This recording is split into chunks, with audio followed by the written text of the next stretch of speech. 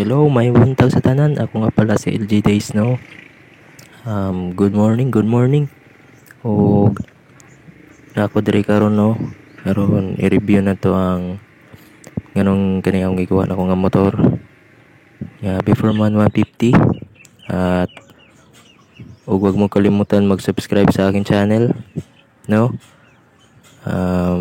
Dito magsisimula na tayo in 3, 2, 1, let's go! Nga pala, no? Sorry talaga sa mga viewers ko dyan sa akin channel, no?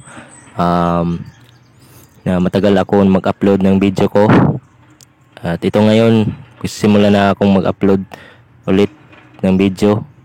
At magsisimula naman tayo ulit ng panibagong review na naman sa ating Beeperman 150, no? Sige, let's go! Mga ka-LDs, no? Mga paps, magbibigay lang ako ng tatlong nagustuhan. Sakto lang, di ko nagustuhan. Siyempre, uunahin muna natin sa nagustuhan ko. Una-una, no? Yung price niya. Kasi, i-compare mo sa Honda RS Raider at sa iba pang mga 150cc na motor na pang sports talaga. Ito po yung price niya. Nakita mo lang sa video screen natin. Ayan po. Next, yung forma niya, pang RS talaga. Next, yung speed niya, yung gulong niya, at yung shock niya. Pwede siya sa pang bukid, pang arangkada, pang off-road, at saka yung pang kalsada, pang on-road. Ayun po. Napaka swabe talaga ng ating motor. Yeah. I know, right? I know, right? Achieve healthy skin na pansin-pansin. Ito din issue din itong traffic na to. Pero tsaga-tsaga lang tayo. And natural naman talaga itong mga traffic na to kasi mga rider tayo eh. At ayun, no. Next. Magaan lang siya gamitin itong motor natin, no. At next, yung upuan din natin malambot at waterproof pa. Minsan kasi kapag umuulan ng malakas, kapag ayun na nga, gamitin ko ng motor ko, pag upo ko, parang wala na ring tubig. Napakaganda talaga siya. Pang rides, kahit sa short ride lang o service, long ride, diba pa? Swabe-swabe talaga. At yun lang ang mga nagustuhan ko, no? Babalik naman tayo sa sakto lang. Ano yun? Babalik lang. para ang hirap naman yung balikin ng mga lahat ng mga ginagawa sa mga mahal ko dati. Mga mapait at mga sakit na mga alaala.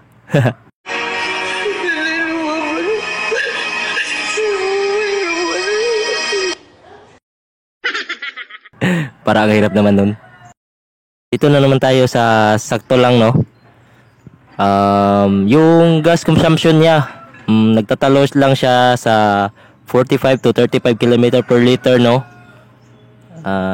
Para sa akin naman, sakto-sakto lang talaga kasi unexpected naman talaga kasi 150cc naman nating motor natin na Beeperman. Kung grabe na talaga lakas kumain, ipa-tune up mo na yan. Baka yung kasabihan pa nga, no, na nasa huli ang pagsisisi. Baliw ka yata eh. Pag sinapukit sa bunganga, ngipin mo ang dessert mo. Maghuhugot pa talaga, no? Asarap ko sa pakin. Yun lang naman, no, yung sasakto lang. At next, no, dito na naman tayo sa hindi ko talaga nagustuhan. Ito lang talaga yung nakakasakit talaga ng ulo. Pero hindi naman siguro makakasakit ng ulo kasi may solusyon naman. Ang kaya lang, magastos lang. Kayo na bahala dyan. Kung husgahan nyo ako hindi. Ito na po, no. Mga paps, no. Sa hindi ko talaga nagustuhan is yung mabibrate. Yung una ko palang kuha is talagang mabibrate talaga siya. Yung kapag pumapalo na ako ng 60 kilometers pataas, yun, dun, boom! Parang manginginig na yung buong katawan mo. Pati na rin yung motor mo. Manginginig na din. Kasi nga, vibrate.